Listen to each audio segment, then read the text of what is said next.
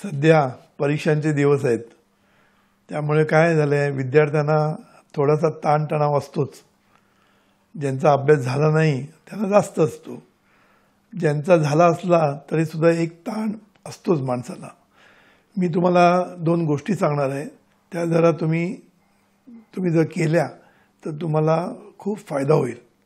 पहिली गोष्ट म्हणजे तुम्ही जेव्हा परीक्षेला जाता तेव्हा पहिल्यांदा एक गोष्ट करायची, ती म्हणजे पेपर हातात मिळण्याच्या अगोदर तुम्ही एक डीप श्वास घ्यायचा आणि नंतर आपली जी प्रार्थना आहे, हे ईश्वरा सर्वांना चांगली बुद्धी दे, आरोग्य दे, सर्वांना सुखात आनंदात ऐश्वर्यात ठेव, सर्वांचं भलं कर, कल्याण कर, रक्षण कर आणि तुझे गोड नाम मुखात अखंड राहू दे.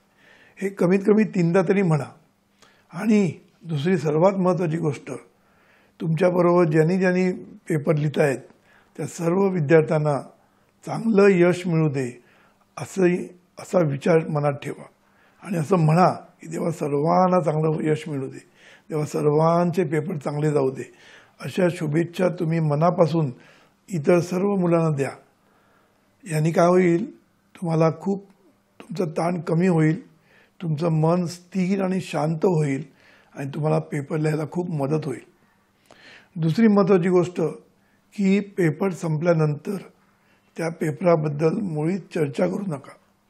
चर्चा केली आणि त्याच्यामध्ये काही चुकलेलं आढळलं तर मात्र आपल्या नेक्स्ट पेपरवर त्याचा परिणाम होतो. म्हणून एक गोष्ट कटाक्षाने टाळा की पेपर एकदा संपला की त्याच्यावर विचार करू नका. तिसरी महत्त्वाची गोष्ट म्हणजे पेपर लिहून झाल्यानंतर वेळ असेल तर तो पेपर चेक करा.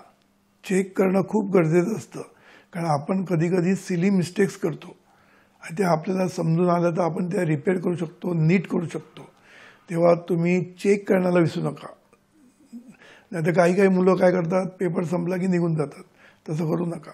जेवढा वेळ आहे तो फुल्ली तुम्ही युटिलाइज करा, त्या पेपरचे रिचेक करा आणि मगच तुम्ही तो पेपर द्या.